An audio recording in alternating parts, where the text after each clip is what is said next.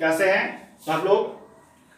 पिछले क्लास में हम पढ़े थे पैसिव वॉइस। पैसिव वॉइस में कौन सा रूल? Special rules. 10 रूल तक जिक्र कर दिया गया था। आज उससे आगे हम बढ़ेंगे। चैप्टर वही आपका वॉइस ही है, लेकिन वो पार्ट 5 है। पिछले क्लास में यदि कोई समस्या हो रहा होगा तो पिछले वाले वीडियो जाकर देख लीजिए, समझ लीजिएगा। आ जाते हैं रूल नंबर 11 पर।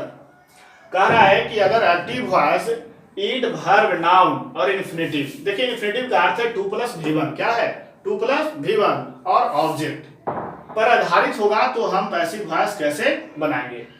यहाँ पर लिखे हैं, जैसे एग्जांपल है it is high time to close the gate. देखिए ये कह रहा है कि इन्फिनेटिव, तो इन्फिनेटिव का अर्थ है 2 + V1, तो 2 है और V1 क्या है? क्लोज, इन्फिनेटिव हो गया। 2 ओपन, इन्फिनेटिव हो गया। 2 स्टार्ट, क्या है? इन्फिनेटिव हो गया। अब यहाँ पर समझना है कि इस तरह का वाक्य है तो पैसिव वॉइस हम कैसे बनाएंगे। देखिए तो यहाँ पर दोनों का स्ट्रक्चर तुलना की। एक्टिव वॉइस का स्ट्रक्चर है, पैसिव वॉइस का स्ट्रक्चर है। It is verb plus noun और it is verb plus noun, ये दोनों क्या है? सेम है। अंतर क्या है? यहाँ पर 4 लगाना है। जो ऑब्जेक्ट होगा वो सब्जेक्ट बन जाएगा, न्यू सब्जेक्ट। यहाँ 2 हो जाएगा, फिर बी लगा देंगे और क्रिया का तीसरा रूप। देखिए आपको हम बताते हैं कि ये बनेगा कैसे। एग्जाम्पल के तौर पर ये बनेगा कैसे आपको हम बताते हैं। चलिए देखिए यहाँ पर ईट वर्ब और नाउन, ईट वर्ब और नाउन दोनों सेम है ना। जस्ट के तस इसको ऊपर वाला उतार दीजिए। ईट इज हाई टाइम, यहां तक सेम था, इट इज हाई टाइम। अब कहता है आप 4 लगाना है, यहाँ पर 4 लगा दीजिए। न्यू सब्जेक्ट, तो ऑब्जेक्ट क्या था मेरा? द गेट, तो यहाँ पर क्या लिख देंगे? द गेट लिख दीजिए। क्या हो जाएगा? The gate. यहाँ पर क्या है? 2 तो 2 और बी का प्रयोग कर दीजिए, 2 और क्रिया का तीसरा रूप, क्रिया कौन है मेरा? क्लोज, तो यहाँ पर हम क्या हो जाएगा? क्लोज हो जाएगा। ये पहला हो गया आपका।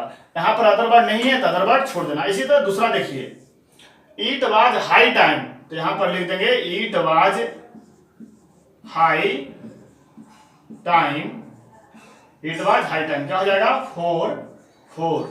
अब देखिए कौन चीज है? ऑब्जेक्ट, द विंडो, तो सब्जेक्ट बन गया न्यू सब्जेक्ट, द विंडो। 2 और बी न्यू सब्जेक्ट के बाद, और ओपन का तीसरा रूप क्या होता है? ओपन। क्या लिख देंगे? ओपन। ठीक इसी तरह ईट वाज, तो ईट इज है ना, तो इज लगा दीजिए। इट इज नाउ, तो now, it is now time, क्या है? 4, तो 4 लिख देंगे। क्या सब्जेक्ट के रूप में? द रेस हो जाएगा, द रेस। और क्या है? 2 और बी, 2b स्टार्ट है ना क्रिया, तो स्टार्ट का क्या हो जाएगा? V3, तो हो जाएगा स्टार्टेड। इसी तरह ये तीसरा हो गया। तो ध्यान देना है ना इसमें क्या? सिर्फ कि it is high time, it was high time, it is now time है। इट वर्ब प्लस नाउन, ये नहीं बदल रहा है। पैसिव वॉइस में इसको भी हम नहीं बदलेंगे। ठीक है, आगे नेक्स्ट रूल देखिए। अब है आपका रूल नंबर 12। अगर एक्टिव वॉइस का यदि वाक्य दिया रहे there verb noun plus infinitive पर आधारित है, फिर से इन्फिनेटिव की चर्चा हो रहा है, ध्यान दीजिएगा। तो इन्फिनेटिव किसको बोलते हैं? 2 + V1 को आधारित हो तो हम पैसिव वॉइस कैसे बनाएंगे। देखिए एग्जांपल में देयर है, वर्ब के रूप में इज है, नाउन के रूप में नो टाइम, और देखिए इन्फिनेटिव को पहचानना क्या था? जो 2 के साथ V1 हो, to lose, to do, to be, ये आपका क्या है? इन्फिनेटिव है। अब इस कहता है क्या कि इसको जब हमको बनाना है तो कैसे बनाएंगे। देखिए दोनों में देयर वर्ब और नाउन, देयर वर्ब और नाउन सेम है, फिर से वही बात है। चलिए देखिए बनाते हैं। क्या हो जाएगा? देयर तो देयर लिख दीजिए, इज है तो इज लिख देंगे, नो है तो नो लिख दीजिए, और टाइम है तो टाइम। यहाँ तो कोई दिक्कत है? There is no time. अब यहाँ पर कुछ लिख लिया 2b, तो यहाँ पर क्या लिख देना है? 2 और b। यहाँ पर क्रिया है, तो क्रिया कौन है? लूज है ना। क्रिया कौन है? लूज है, तो कहता है कि लूज का तीसरा रूप क्या होता है? लॉस्ट। यहाँ पर क्या लिख देंगे? लॉस्ट। क्लियर? इसी तरह इसको भी, तो देयर लिख दीजिए। वाज है ना, वाज तो वाज, लॉट तो लॉट ऑफ, ठीक है, लॉट ऑफ। अब यहाँ पर ध्यान देना है, यहाँ पर है लॉट ऑफ, लॉट ऑफ के बाद यहाँ पर नाम तक एक ही है, यहाँ नाम के बाद बदल रहा है लॉट ऑफ वर्क, यहाँ पर क्या लिख देंगे? वर्क। 2 तो 2 लिख दीजिए, 2b, और 2 का तीसरा रूप, टू बी डन। ठीक इसी तरह इसको भी देयर, तो देयर इज नथिंग हो जाएगा, देयर इज नथिंग। क्या हो जाएगा? 2b, बीप का तीसरा रूप होता है वेप्ट, और 4, वेप्ट 4। ये आपका इस तरह बनाना है। देयर वर्ब नाउन ना तो एक्टिव वॉइस, जो एक्टिव वॉइस में है वही पैसिव वॉइस में है, इसमें कोई परिवर्तन नहीं, सिर्फ टू बी लगा देना है और क्रिया का तीसरा रूप लगा। 13 कहता है इसमें कि यदि एक्टिव वॉइस के वाक्य में मॉडल वर्ब, देखिए मॉडल वर्ब की यहाँ पर चर्चा कर रहे हैं, तो मॉडल वर्ब की संख्या 10, कितना? मॉडल वर्ब की संख्या 10 है।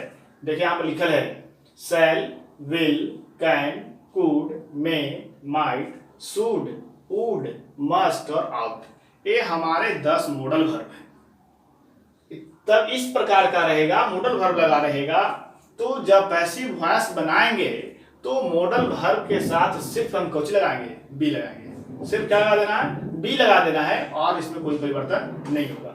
देखिए I can do this work, can हो गया, मस्ट हो गया, मे, क्या है? मॉडल वर्ब, पैसिव वॉइस बनाना है। स्ट्रक्चर लिखा है न्यू सब्जेक्ट मॉडल वर्ब, यहाँ पर बी लगेगा, क्या लगेगा? देखिए अभी बता रहे थे बी लगाना, सिर्फ बी क्रिया का तीसरा रूप, other verb bye plus object. चलिए देखिए हम बनाते हैं। पहला दिस वर्क, न्यू सब्जेक्ट है तो यहाँ पर लिख दीजिए दिस वर्क, क्या है? कैन है ना, मॉडल वर्ब लिख दीजिए, कुछ कैन हो गया, कैन के बाद क्या लगाना है? बी, तभी यहाँ पर क्रिया कौन है? डू, तो डू का तीसरा रूप क्या होता है? डन, तो डन, और बाय, तो बाय का प्रयोग कर दीजिए, और क्या हो गया? बी हो गया ना।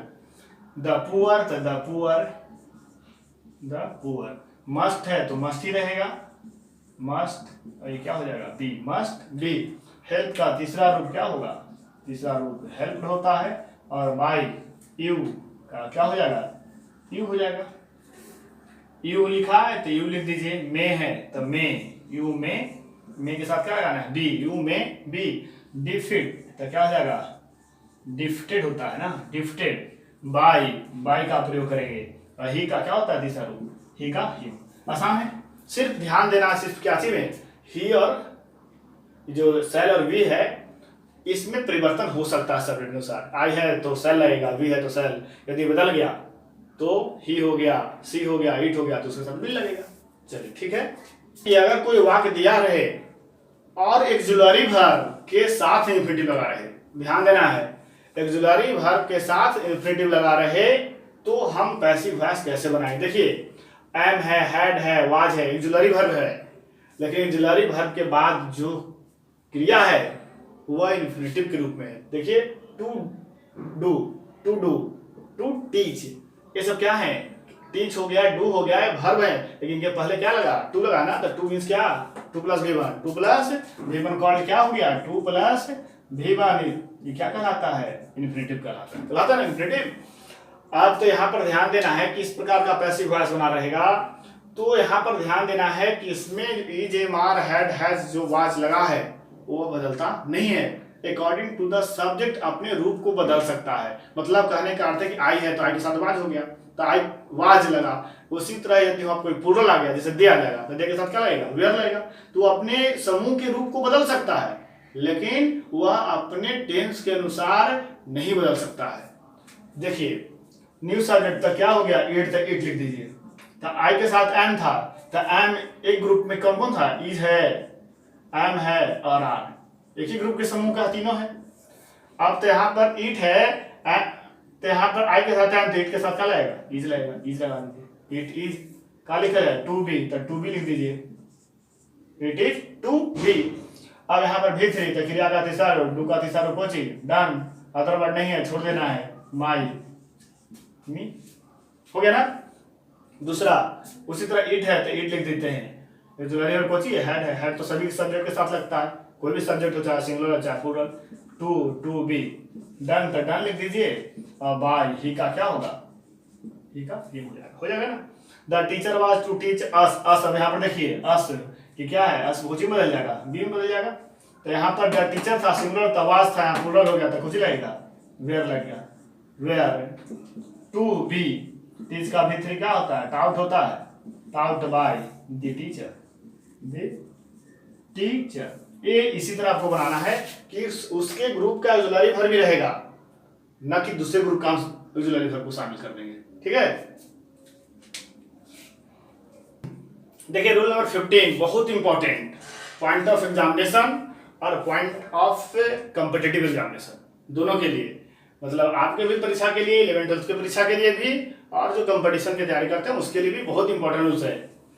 कुछ वाक्यों में ट्रांजिटिव वर्ब के बाद ऑब्जेक्ट आता है। देखिए यहाँ पर समझिए ध्यान से, कुछ वाक्यों में ट्रांजिटिव वर्ब के बाद ऑब्जेक्ट आता है। मेड वर्ब है, इलेक्टेड वर्ब है और फाउंड वर्ब है। कुछ कहता है उसके बाद ऑब्जेक्ट। देखिए यहाँ पर हिम, मुकेश और हिम, यहीं पे ऑब्जेक्ट आ गया। क्या कर रहा था, ऑब्जेक्ट आता है तथा ऑब्जेक्ट के बाद एक कंप्लीमेंट होता है। मतलब कहने का तात्पर्य है कि सब्जेक्ट वर्ब ऑब्जेक्ट, ऑब्जेक्ट के बाद कोई कंप्लीमेंट, जैसे chairman, captain, guilty of murder, ये आपका कंप्लीमेंट है। ऐसे वर्ब को पैसिव बदलते समय जो ऑब्जेक्ट है उसको सब्जेक्ट बना दिया जाता है तथा कंप्लीमेंट को वर्ब के बाद क्या कर दिया था, रख दिया था। ध्यान समझ लीजिए। देखिए एक्टिव वॉइस का स्ट्रक्चर है subject, verb, object, complement. Subject हो गया वी, वर्ब हो गया मेड, ऑब्जेक्ट हो गया हिम और कंप्लीमेंट के रूप में कोची है, चेयरमैन। उसी तरह दे इलेक्टेड मुकेश और यह complement captain. I found him, I subject, verb found, object him, complement guilty of murder. इसको पैसिव वॉइस जो ऑब्जेक्ट होगा वो न्यू सब्जेक्ट बन जाएगा। अकॉर्डिंग टू टेंस, जितने सारे वाक्य दिए गए हैं, जिस वाक्य पर आधारित है, जिस टेंस पर आधारित है, उस टेंस के आधार पर हम वर्ब का प्रयोग करेंगे। क्रिया का तीसरा रूप, जो क्रिया होगा उसका तीसरा रूप लिख देंगे और फिर कंप्लीमेंट। यहाँ पर न तो बाई लगेगा न तो उसका जो सब्जेक्ट है ऑब्जेक्ट बनता था बाई के बाद जो लिखाता था उसको हम नहीं लिखेंगे। देखिए बनाएं कैसे, समझ लीजिएगा आसानी पूर्वक। यहाँ पर हिम है तो सबसे हिम का क्या होगा, ही होगा। अब आप खुद सोचिएगा मेड है तो ये मेड V2 है, V2 अर्थात पास्ट इंडेफिनिट टेंस है। और पास्ट इंडेफिनिट टेंस को पैसिव वॉइस बनाने के लिए क्या लगाते हैं, वाज या वेयर। तो ही के साथ क्या लगेगा, ही के साथ वाज लगेगा, ही वाज। अब यहाँ पर क्रिया का तीसरा रूप, क्रिया कौन है, मेड। तो मेड का V1 मेक, V2 मेड और V3 भी क्या होता है, मेड होता है, मेड। अब कंप्लीमेंट कौन था मेरा, बचा हुआ था चेयरमैन ना, तो इसको क्या लिख देंगे, चेयरमैन। अब ये बी है ना, तो बाय अस का कोई कह सकता है, लिख सकते तो नहीं, बाय अस का प्रयोग नहीं होगा।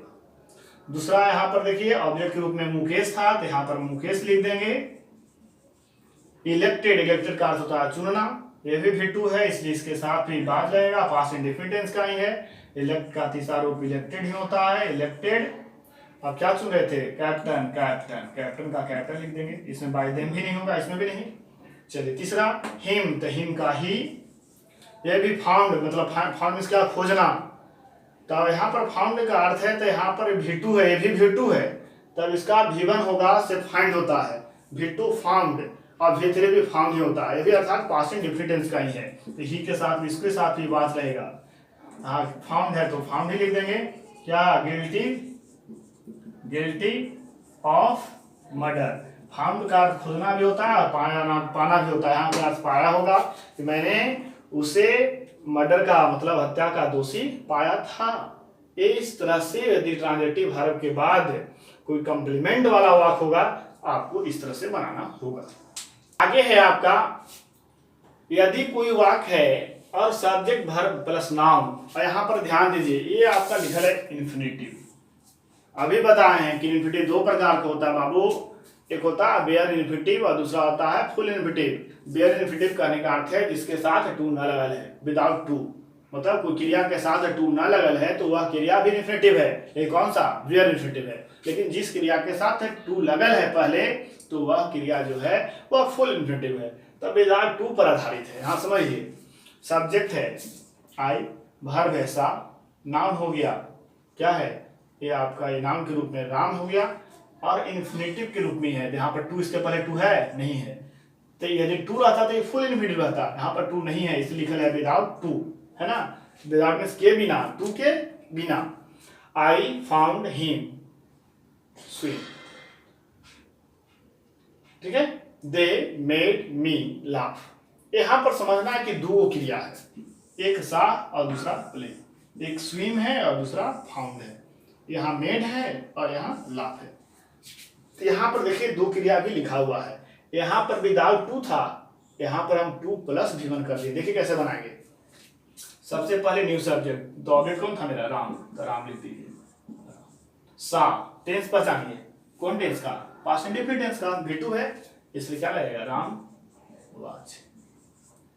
अब जो सबसे पहला क्रिया है उसको V3 में बदल दीजिए, तो सा का तीसरा रूप कुछ होता है सी। फिर टू लिख दीजिए, टू V1 जो लास्ट वाला क्रिया है तो कुछ ही है प्ले, तो प्ले लिख दीजिए। बाय और आई है तो आई का कुछ होता है मी।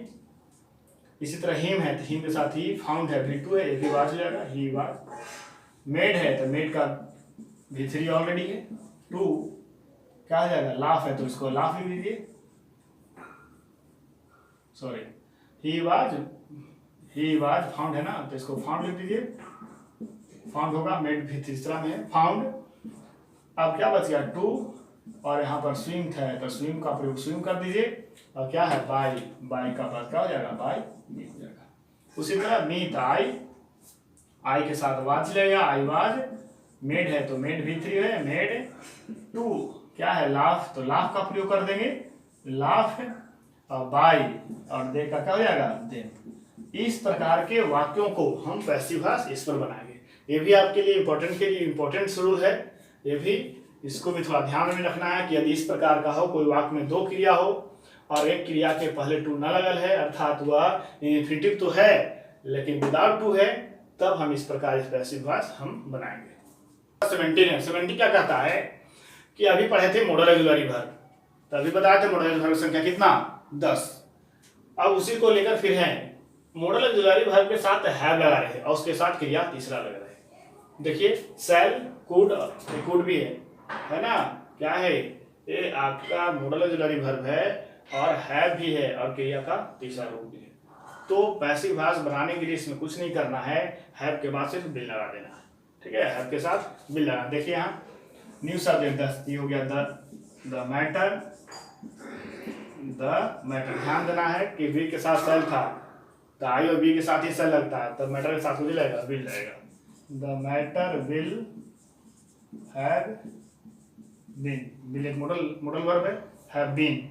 डिस्कस फिर पहले से ही V3, तो क्या कर देंगे, डिस्कस्ड बाय और वी का अस। हर सी कुड सबके साथ लगता है, could have been, she could have been. Beaten V3 आपका है इसलिए बीटन लगेगा, बीटन बाय, आई है ना, आई के साथ क्या लगेगा, me. No one could possible have know this fact, तो यहाँ पर लिख देंगे द फैक्ट, कुड लगा है, कुड। यहाँ पर देखिए नो वन है मतलब कोई नहीं, नेगेटिव है इसलिए इसको भी नेगेटिव बनाना, तो नोट लगाएंगे। द फैक्ट कुड नॉट, क्या था इसके बाद, पॉसिबल, तो लिख दीजिए पॉसिबली। यहाँ पर क्या है, हैव बीन, नो का तीसरा रूप नोन, और यहाँ पर क्या है, इंडेफिनिट प्रोनाउंस है। तो बताए थे पिछले क्लास में कि इंडेफिनिट प्रोनाउंस के साथ हम बाय प्लस इंडेफिनिट प्रोनाउंस को नहीं लिखते हैं, इसलिए इसे यहीं तक होगा, बाय प्लस नो वन नहीं होगा, गलत हो जाएगा। तो ये आपका रूल नंबर 70, अर्थात इस प्रकार के यदि वाक्य रहेगा तो आपका पैसिव वॉइस इसी प्रकार बनेंगे। नो वन नेगेटिव था इसलिए यहाँ पर कुड नोट लगा दिए, ध्यान दीजिएगा। नो वन, एवरीवन, समवन पिछले क्लास के वीडियो में है, अब देख लीजिएगा, समझ नहीं आया तो बाय प्लस नो वन का प्रयोग हम नहीं करते हैं। रूल नंबर 18 सबसे इंपॉर्टेंट रूल्स, बहुत इंपॉर्टेंट रूल्स है आपके लिए भी। वर्ब विथ टू ऑब्जेक्ट, एक वाक्य में एक क्रिया लेकिन ऑब्जेक्ट कितने, दो, ठीक है। एक वाक्य रहेगा, क्रिया एक ही होगा लेकिन उसमें ऑब्जेक्ट दो होंगे। अब सवाल उठ रहा हो कि दो ऑब्जेक्ट है तो दोनों ऑब्जेक्ट में से हम किसको सब्जेक्ट बनाएंगे, तो यहाँ पर बता दें आपको, कोई भी एक ही वाक्य में दो ऑब्जेक्ट है तो दोनों ऑब्जेक्ट में से आपकी जिसकी इच्छा हो उस ऑब्जेक्ट को आप सब्जेक्ट बना सकते हैं। देखिए लिखा है यहाँ पे, यदि दिए गए वाक्य में दो ऑब्जेक्ट हों तो पैसिव वॉइस बनाते समय किसी भी ऑब्जेक्ट को सब्जेक्ट बनाया जा सकता है। तो आप सोच रहे हो कि बनेगा कैसे, तो पहले सबसे पहले जान लीजिए, यदि आपका टेंस पर आधारित पैसिव वॉइस बनाना अच्छी तरह से जानते हैं तो आसानी पूर्वक बन जाएंगे। यदि नहीं जानते हैं तो आपके समय थोड़ा सा कठिन होगा आपके लिए, थोड़ा सा हार्ड हो जाएगा, इसलिए बार बार हम रिपीट करते हैं। टेंस पर आधारित वाले वाक्यों को पैसिव वॉइस बनाना जरूर सीख लें। देखिए यहाँ पे आई सब्जेक्ट है, गेव ये वर्ब है, हिम ये ऑब्जेक्ट है आपका, और ए बुक है ये भी ऑब्जेक्ट है।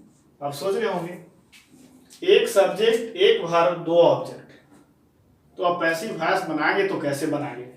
आपको जिससे मन है उससे आप बना सकते हैं। चलिए देखते हैं। सबसे पहले इससे बनाते हैं, तो ए बुक है, ये बुक हो गया। आप सोच रहे हैं ये बुक है, आप कौन सी इज लगाए, एम लगाए, वाज लगाए, वेयर लगाए, क्या लगाए?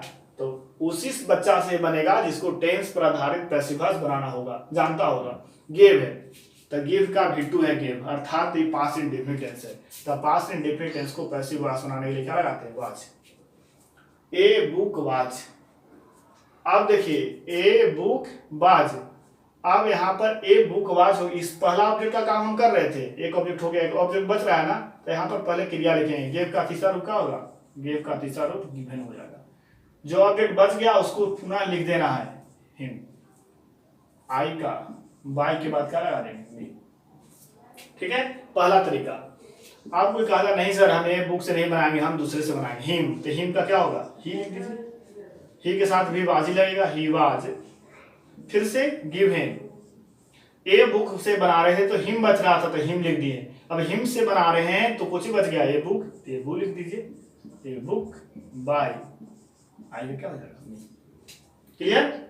दूसरा इसको देखिए, the principal has given me a prize. ये दोनों ऑब्जेक्ट है, ये भी ऑब्जेक्ट है और ये भी ऑब्जेक्ट है। अब सोच रहे हैं किससे बना, मान लेते हैं ए प्राइज से बनाते हैं, तो ए प्राइज हैज लगल है, प्रेजेंट परफेक्ट है, प्रेजेंट परफेक्ट टेंस को पैसिव वॉइस बनाने के लिए हैज बीन लगाएंगे। यहाँ पे हैज बीन क्या हो जाएगा? गिवन। कुछ से बना है प्राइस है ना, कौन ऑब्जेक्ट बच गया? मी बच गया, तो मी लगा दिए, गिवन मी। किसके द्वारा दिया रहा? प्रिंसिपल के द्वारा, तो बाय दी प्रिंसिपल।